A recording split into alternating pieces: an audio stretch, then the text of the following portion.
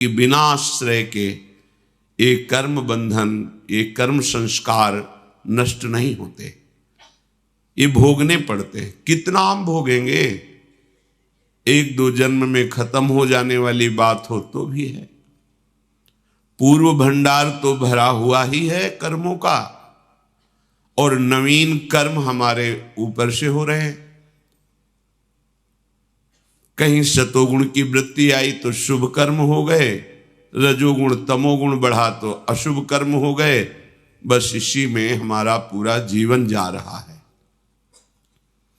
बिना भगवद आश्रय लिए हम शुभ अशुभ कर्मों के जाल से मुक्त नहीं हो सकते। जैसे तूफान आ रहा हो तो बहुत बड़े गिरी का, पहाड़ का आश्रय ले लो तो बच जाओगे। ऐसे ही माया की त्रिगुणात्मिका, जो शतोगुण रजोगुण तमोगुण जनित अविद्या की वायु है, इस सब को बहा करके प्रपंच में नाना प्रकार के क्लेश, दुख, अशांति, शोक प्रदान करती है। अगर कोई बच पाया तो भगवान विश्वेश्वर के चरणारविंद रूपी पहाड़ का आश्रय लेकर मामेव ये प्रपद्यन्ते, केवल मामेव ये प्रपद्यन्ते। माया के तूफान की ताकत नहीं कि भगवान के चरण आश्रित को उड़ा सके, भ्रष्ट कर सके, नष्ट कर सके। नामे भक्ता प्रणश्यति। भगवान स्वयं आदेश करते हैं। कोई ज्ञान योग के द्वारा भेद भक्ति से मुझे प्राप्त करता है, कोई कर्मयोग के द्वारा मेरा विराट रूप अनुभव करके कि सब भगवान का स्वरूप है, तत्सुख सेवा भावना से चराचर जगत की सेवा करके मेरे को ही प्राप्त होता है। कोई अष्टांग योग के द्वारा चित्तवृत्ति का निरोध करके परमात्माकार वृत्ति के द्वारा समाधि भाव से मेरा ही साक्षात्कार करते हैं। पर भगवान को अधीन करने की एकमात्र वृत्ति है अनन्यश्चिन्तयन्तो माम ये जनाः पर्युपासते तेषां नित्याभियुक्तानां योगक्षेमं वहाम्यहम्। श्री भगवान कहते हैं अनन्यास, जो अन्य आश्रयों का त्याग करके केवल मेरा ही चिंतन करते हैं, ठीक प्रकार से मेरी उपासना करते हैं भली भांति से, अर्थात सांगोपांग, तो उनके योग क्षेम का वहन मैं करता हूं। वो निश्चिंत निर्भय निशोक होकर निरंतर मेरे भजन में लगे रहते हैं।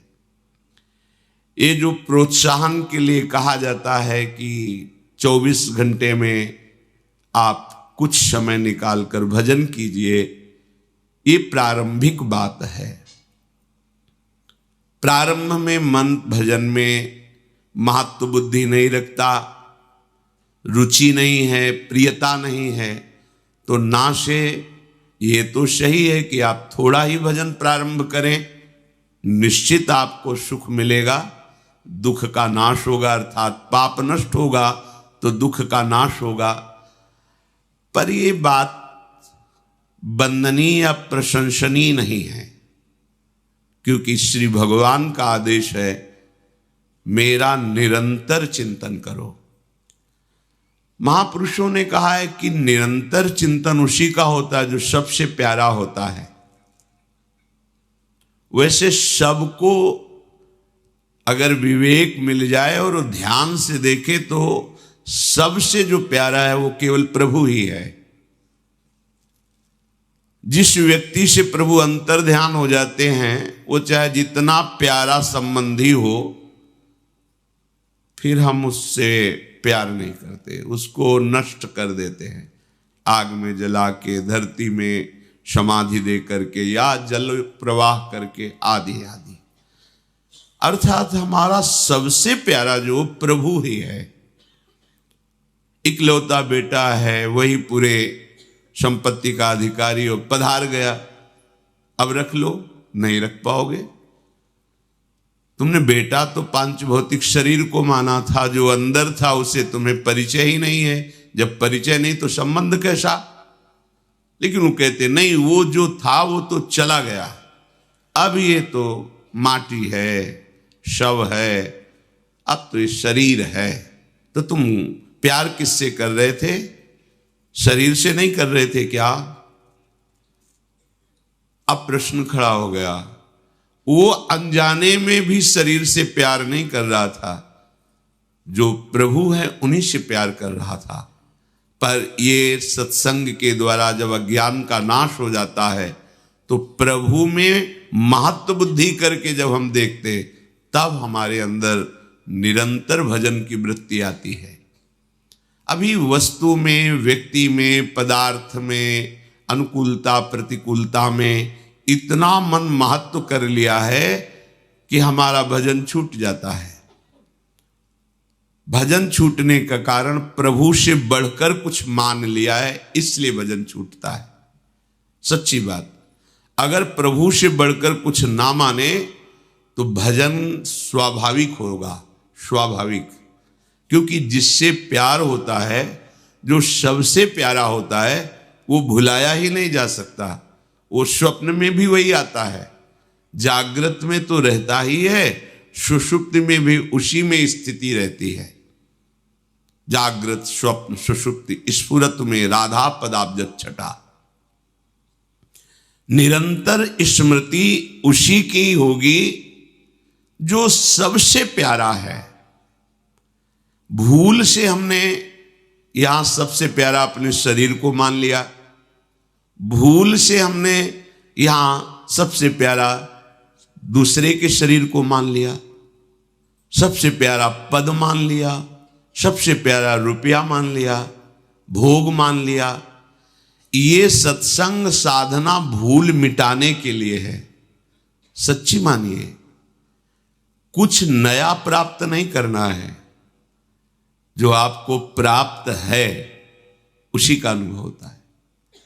ये बात पहले समझ में नहीं आती।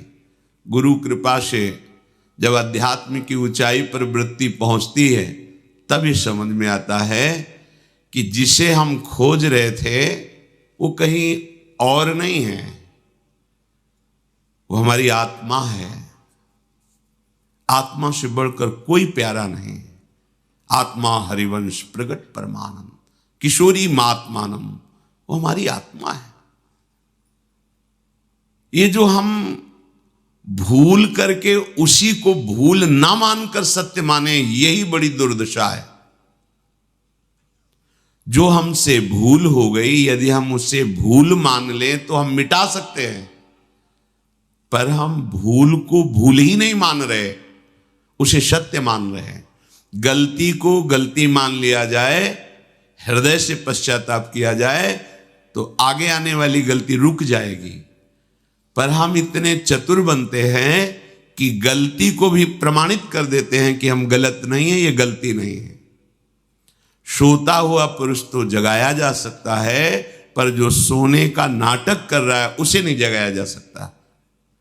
ऐसे ही भूल हुई सुधारी जा सकती है, पर भूल को भूल ना मान करके उसे सत्य और गुण मान लेना, यही हमारी सबसे बड़ी दुर्दशा का कारण बन गई। ये वृत्ति जो भूल है, ना हम कभी शरीर थे, ना हम शरीर हैं, ना हम शरीर रहेंगे। पकड़ के देख लो, पकड़े हो शरीर को, कहां गई बाल्यावस्था रोक लेते, कहां गई यौवन अवस्था रोक लेते, अब आ रही मृत्यु अवस्था रोक लेना भला। तुम्हारे बस में है, तुम्हारा शरीर कुछ समय के लिए नष्ट हो जाएगा, तो भूल मिटा लो पहले से। तुम्हें कोई जबरदस्ती किसी प्रिय वस्तु से अलग करे, तब तुम्हारी दशा क्या होगी। और यदि मुझे पहले से पता है कि वस्तु छिन जाएगी और हम पहले ही उससे अपनापन हटा दें, तो जब छीनेगी तो आपको लगेगा हमने तो पहले ही त्याग दिया था। अंत ही तो ही तजेंगे पामर, तू न तजें अब ही ते। ये सब तुझे छोड़ देंगे जिन जिन को पकड़ रखा है। फिर तेरी दुर्दशा होगी कि इनकी आसक्ति नया जन्म कराएगी। अगर विवेक है तो इस भूल को मिटा दो। अध्यात्म मार्ग भूल मिटाने के लिए है, भूल को पुष्ट करने के लिए नहीं है।